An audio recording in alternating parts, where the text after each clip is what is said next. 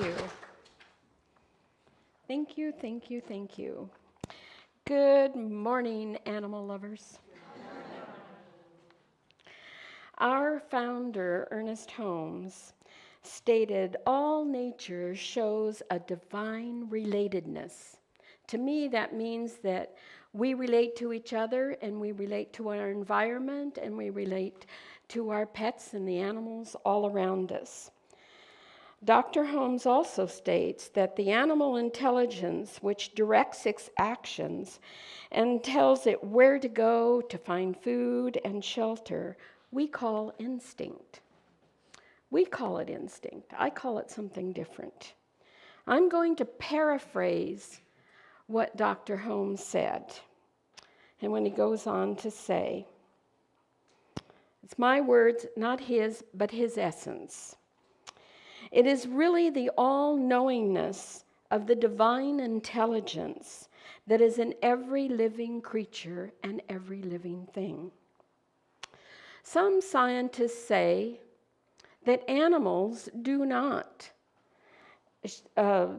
experience love. Well, many scientists disagree, and so do I, because I have a direct experience of what it's like to receive an animal's love. When I was in the School of Ministry many eons ago, as Reverend Lorie said, one of my internships was starting an animal kinship ministry there. We had a wonderful team, and just like our wonderful team here, we started taking prayer requests before we were up and running. And one of our team members had a kitty cat that was very ill. And she put in a prayer request, and we all started praying on it. And we let go of any judgment or any thought of how old the animal was. And we just prayed.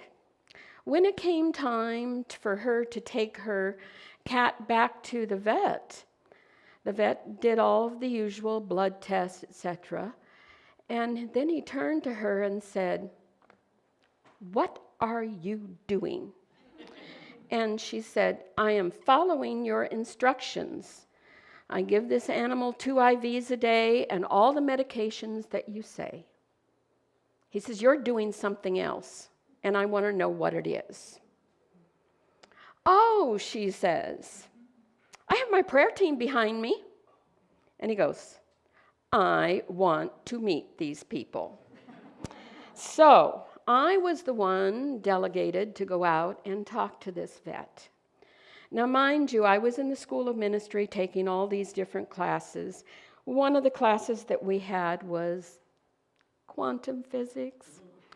Don't ask me too much about it.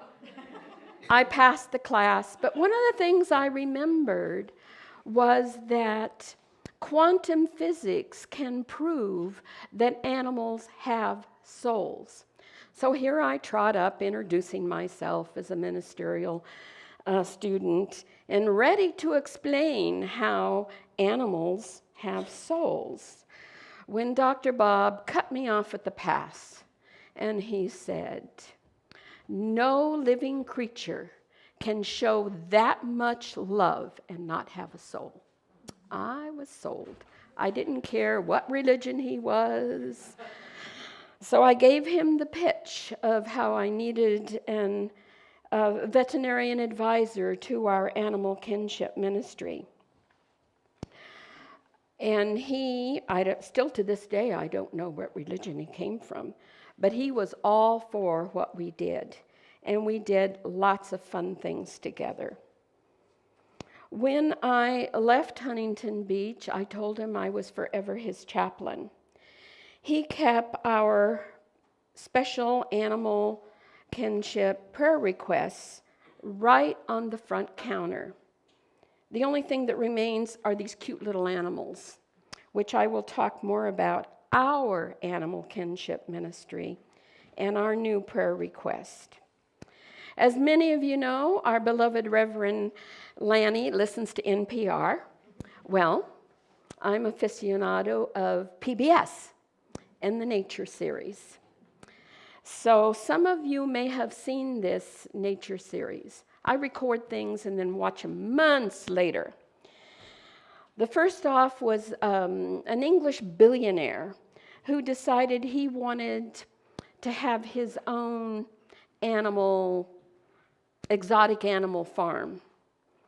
When, through pressure of the community, he came to his senses and was convinced that gorillas should not be held in captivity. Well, many years had gone by, and many of these gorillas were born in captivity. So there at this time, had not been much research on wild, or I like to say natural animals. There hadn't been much research on animals that were bred in captivity, fed from the day they were born, and what would happen if they went back into their natural surroundings.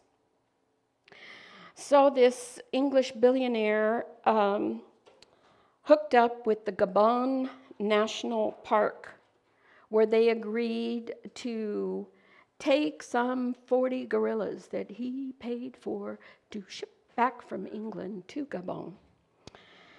The gorillas were then carefully reintroduced into their natural habitat. The caretakers, the veterinarians, the naturalists, and the caretakers every day would take these gorillas out into the forest, gorillas hanging off their backs, and show the gorillas how to be gorillas, introduce them to the foods that they could eat themselves and find for themselves, and so they could become sustainable.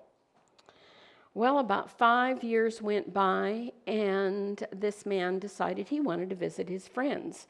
But he did not know how these animals would react to him. So he was taken to this isolated island that the gorillas were happy campers because there were no predators and there was ample food and they could be gorillas. So he asked to go back and visit them, and he was very cautious, and he stepped onto the island, and he called out to them, but he stood very still. And then pretty soon the gorillas started appearing from the trees and all over the place, and they some of them recognized his voice, and so they started one by one coming out to greet him. And to show how deep the bond had grown between this man and these gorillas, the gorillas came out and went up to him and touched him, made sure it's the same guy. And then they offered food. They offered leaves, of which the man accepted and began to eat. And he likewise saw what they were up to, and he likewise fed them. And pretty soon he had a whole gang of gorillas surrounding him, and he knew that all was well. They were all healthy. They were all doing just great. So this shows how deep a bond of love can go even with an animal that is untamed, as we call them, that it can last forever with certain species.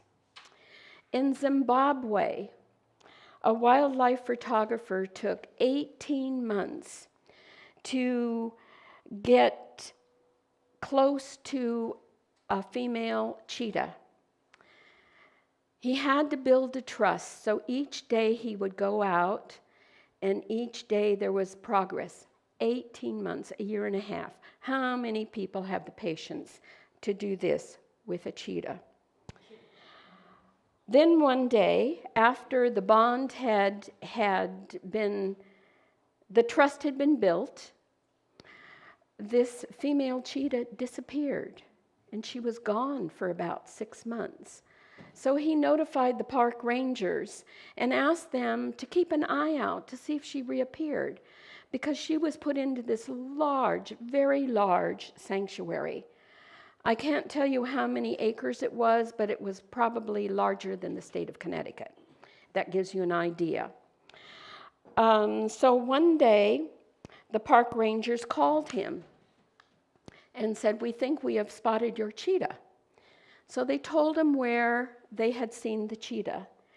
And he went out, and he thought he caught a glimpse of her walking through the grass.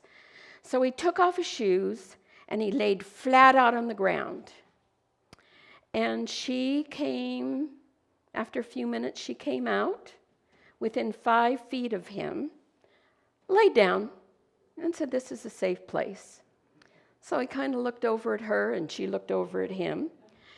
And then after a few minutes, she decided this was the man that she knew from way back. And she gets up. Now, mind you, he's without shoes and laying flat on his back. So she gets up, and she goes into the tall grass for a few minutes. And out she comes with 4 cubs. And the cubs, apparently from signals from their mother, knew that this was a safe environment in which they started walking all over this photographer, and he couldn't reach for his camera because he didn't want to disturb them. Some even started nibbling his toes. And so this is another example of how bonds can be built between so-called wild animals. Well, a few weeks ago, our Reverend Madeline also gave an example of companionship between animals. That she talked about a cheetah that was kind of hyper in an enclosure, and they put in a dog. I believe it was a golden retriever. And when the dog was put in this enclosure with the cheetah cheetah became very calm. Well, in 1998, I was privileged to go to South Africa, where I had the great honor of visiting a cheetah sanctuary. Cheetahs are the only wild cat known that once they are tamed, that is, loved with human kindness. They can be taken out into the wild and fend for themselves, but they never forget the human kindness. Caretakers from this cheetah preserve in South Africa can go out into 5,000 acres where cheetahs have all the food and all the space that they need. Now, why this cheetah preserve in South Africa? Because in the 1990s, the cheetahs were going out and interfering with the farmers by killing their livestock because they were getting hungry. So the government of South Africa decided they had to do something because these animals were annihilated to almost extinction, and they were the ones that started this cheetah preserve. So they have a center where wounded or orphaned animals can be brought in and cared for and then gradually introduced into this 5,000-acre sanctuary. However, there are usually a couple of animals that cannot be returned to the wild for whatever reason, that they can't forage on their own. So they are kept in the center as animal ambassadors. Now, if any of you have ever petted a cheetah, which I have, their purr is very loud, and it almost sounds like a growl. Now, children are not allowed to go in to where the caretakers have these. At that time, it was 2 animal ambassadors. And one by one, we got to go in. So I went in and then received instructions from the caretakers of what to do. Stand perfectly still until we tell you to do something. And they called the cheetahs over. And I knew the cheetahs were very content because they were starting to walk over and I could hear their purr. But when they got over to me, that's when things got a little dicey, for me anyway, because it sounded like a growl. until, like all cats, the cheetahs started rubbing up against my legs, inviting me to pet them. So I obliged. I petted them. I have time for another one. So, another example of what countries are doing that have these precious animals is in Kenya. Kenya has taken steps to preserve one of their national treasures, the elephants. They too have started a sanctuary for elephants. And that is where people find baby elephants that are nearly starving to death, and they bring them to the sanctuary. Now, these poor little babies are very traumatized because most of them have seen the violence against their mothers for poachers that have come along and killed the mothers, but didn't care about the babies because the babies did not have tusks. So they're brought into a sanctuary, and not only are they nurtured in their physical bodies, but they have a number of caretakers that nurture their souls as well. Any of you that know anything about elephants know that they're very tactile, they love to touch, and they're very, very affectionate.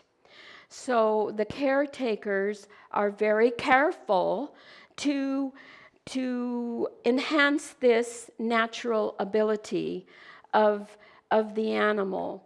And then they have to teach them how to be elephants. But first is getting the baby healthy and trusting their caretakers.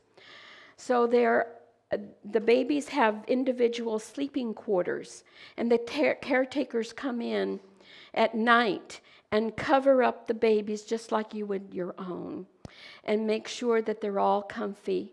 And the caretakers have set up cots in these individual little rooms, and they rotate between babies because they don't want the animal to get too used to having human comfort there.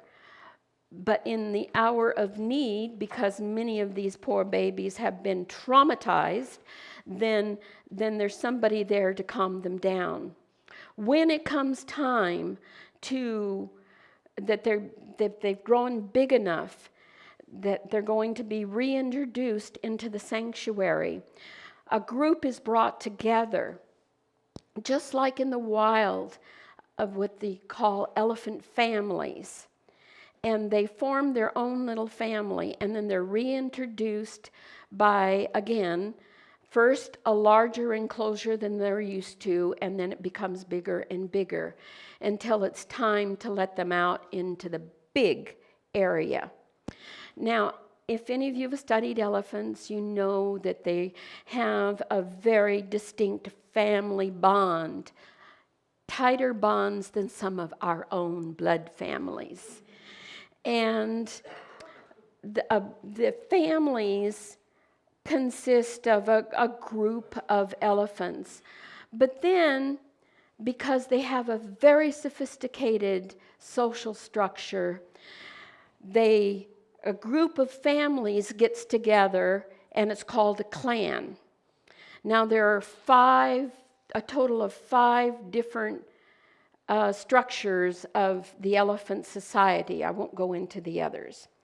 However, when a group of families get together with the clan and then go back to their own little family, there is much celebration.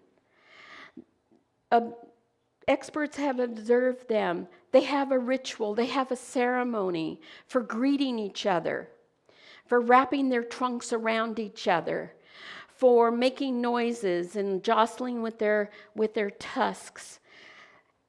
And then they have some other little rituals that I won't go into because they're too messy.